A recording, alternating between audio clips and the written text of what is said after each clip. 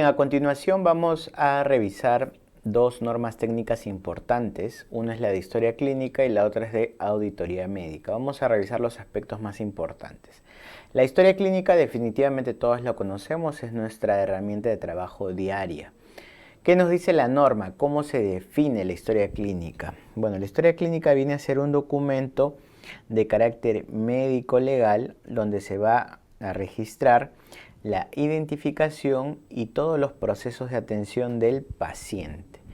Recordemos algo, la información de la historia clínica, la información es del paciente, ¿sí? Pero el sistema que contiene la historia o el documento propiamente es del establecimiento, ¿ya? Entonces la información es del paciente, pero el documento o el sistema informático que lo soporta sí va a ser de la IPRES. Entonces no olvidemos eso, ¿no? La historia clínica tiene un carácter confidencial, entonces no se puede estar divulgando, no se puede utilizar sin el consentimiento del paciente, salvo casos puntuales, ¿no? Como puede ser un caso de tipo o de interés legal. Pero en otros casos siempre hay que pedir autorización al paciente. Ahora, la historia clínica existe en varias modalidades. La modalidad física, que es la historia clínica clásica, la historia clínica en papel, con formatos y que se va rellenando. Luego está la historia clínica informatizada y finalmente tenemos la historia clínica electrónica. Entonces, los tres tipos son válidas. No olvides, ¿no? La historia clínica física es la clásica, la que tiene que ir con tu firma y sello manuscrito. La historia clínica informatizada es aquella que utiliza algún sistema. ¿Sí? En este sistema informático, obviamente, en la computadora tú puedes digitar, escribir, llenar tus resultados, llenar tu anamnesis, tu evolución, etc. Pero finalmente, ¿qué vas a tener? Que imprimir lo que has hecho en la historia clínica informatizada y de la misma forma poner tu firma y sello. En cambio, la historia clínica electrónica es una historia clínica que cumple con estándares de seguridad planteados por el Ministerio de Salud y además esta historia clínica electrónica, para ser electrónica, tiene que contar con la firma digital. La firma digital no es tu firma escaneada, por si acaso. La firma digital se refiere a aquel proceso de seguridad donde hay un encriptamiento, ¿no? Donde hay un token por parte del médico que va a firmar el acto médico que ha realizado en la historia, y también hay un complemento de seguridad por parte del sistema informático que contiene a esa historia clínica electrónica. Entonces, la historia clínica electrónica, para denominarse como tal, es porque tiene la firma digital, la firma encriptada. Si no lo tiene y tienes tú tu historia en la computadora, eso simplemente es una historia clínica informatizada, pero no es electrónica. Y la historia clínica física es la clásica. Dentro de la norma técnica de historia clínica hay algunos conceptos importantes que debemos manejar.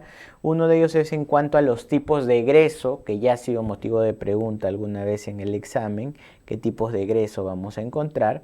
Y dentro de los tipos de egreso tenemos lo común, que el paciente salga de alta, es un tipo de egreso, ¿ok?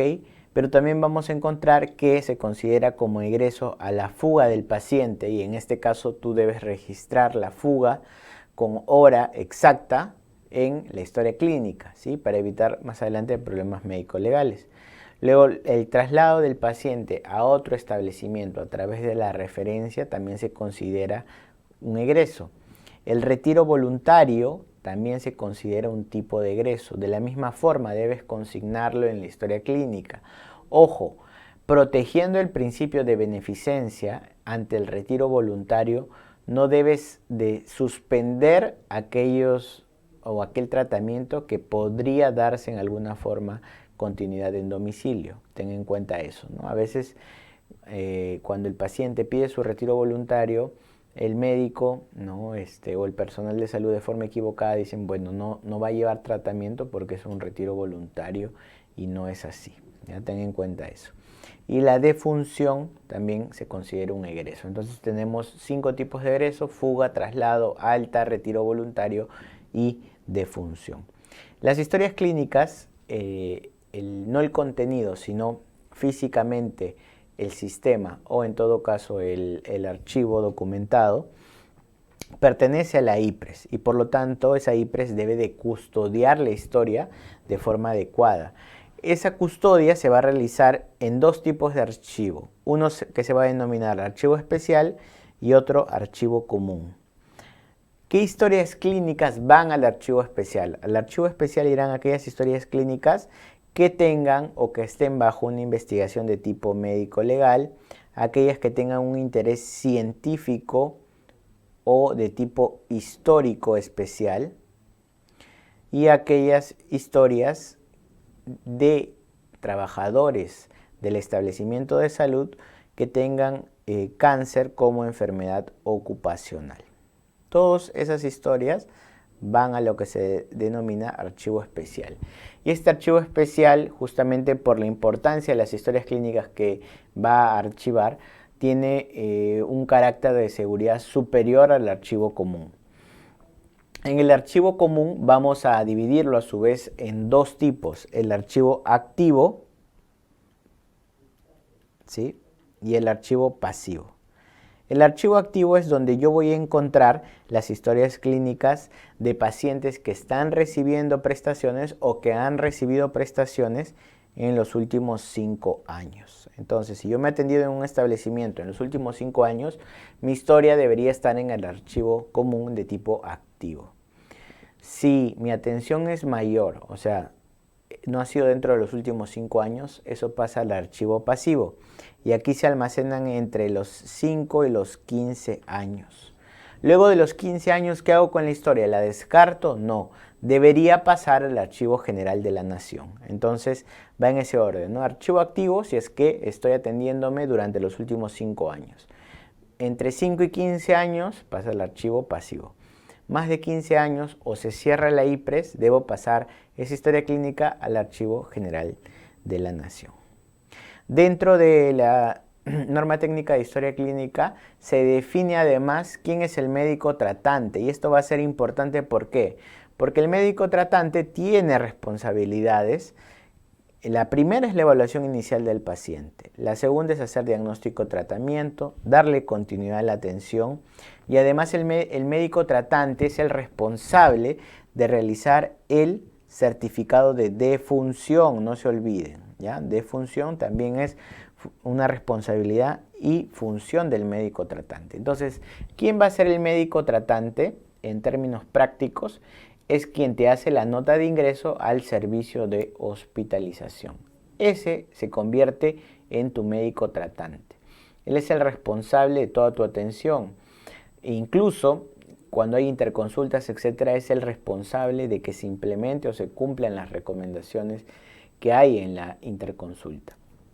El médico tratante te hace tu certificado de defunción si corresponde, te hace tu informe de alta, te hace tu epicrisis y hace el diagnóstico, el tratamiento, da continuidad de atención.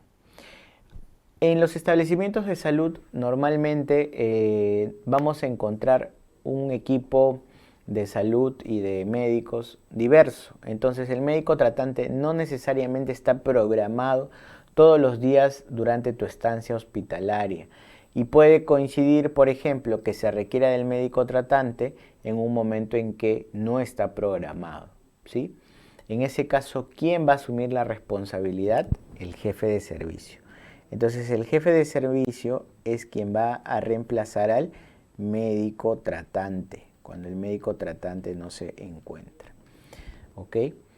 Ojo, una excepción son los médicos residentes. Los médicos residentes no pueden ser médicos tratantes.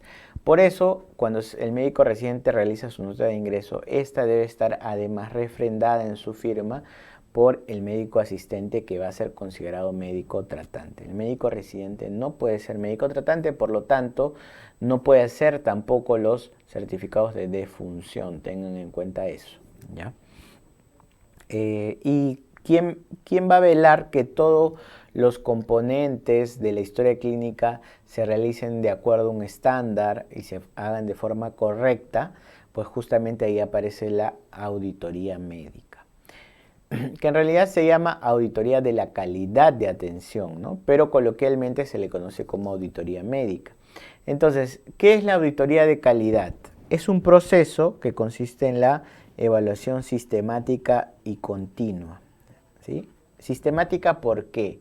Sistemática y continua es porque hay un procedimiento que lo detalla la norma de cómo debe realizarse la auditoría, qué partes debe tener el informe, y continua porque se realiza durante todo el año de forma continua. No es en un momento puntual, sino que existe un plan de auditoría que me va a indicar, de acuerdo al número de atenciones que realiza mi establecimiento, cuántas auditorías se deben hacer durante todo el año. Esta norma técnica de auditoría nos detalla que esta evaluación realizada va a comparar la calidad observada versus la esperada, ¿sí? Lo que se ve en la historia clínica versus lo que debe ser. Y eso lo garantiza a través de cumplimiento de estándares. Cuando en el proceso de auditoría se encuentran lo que vamos a denominar no conformidades, se dan recomendaciones para que se corrijan todos estos problemas. Porque la auditoría no busca el castigo, ¿no? Recuerda esto, resáltalo, no busca el castigo. Se puede clasificar el proceso de auditoría en varios tipos. Por ejemplo, depende de quién lo va a realizar. Puede ser auditoría interna o auditoría externa. La auditoría interna, ¿quién la va a realizar? El Comité de Auditoría Médica y el Comité de Auditoría en Salud. Este comité de auditoría lo conforma el propio establecimiento con sus propios trabajadores, y a estos trabajadores se les da un número de horas mensuales para que se dediquen exclusivamente a este proceso. En cambio, la auditoría externa se va a realizar primero ante casos donde ocurrieron eventos adversos, eventos centinelas, es decir, daño al paciente, no relacionado a la fisiopatología de su enfermedad, y además la va a realizar la autoridad de salud. Puede ser la autoridad local, la autoridad regional o la autoridad nacional, dependiendo de la importancia del caso. Asimismo, podemos dividir, ¿no?, la auditoría en auditoría médica, que es lo que hemos venido hablando, cuando se evalúan los procesos de atención específicamente del acto médico. O sea, aquí evalúo todo lo que hace el médico. En cambio, la auditoría de salud evalúan todos los demás procesos, incluyendo también los realizados por los otros profesionales de la salud. La auditoría puede ser programada si es que es de acuerdo al plan de auditoría aprobado, o puede ser una auditoría de caso cuando así lo amerite. Cuando corresponde hacer una auditoría de caso, por ejemplo, en aquellas situaciones en las que vamos a encontrar eventos adversos. Entonces aquí corresponde hacer auditorías de caso. Y bien, entonces con eso hemos visto lo que corresponde a historia clínica y a auditoría médica.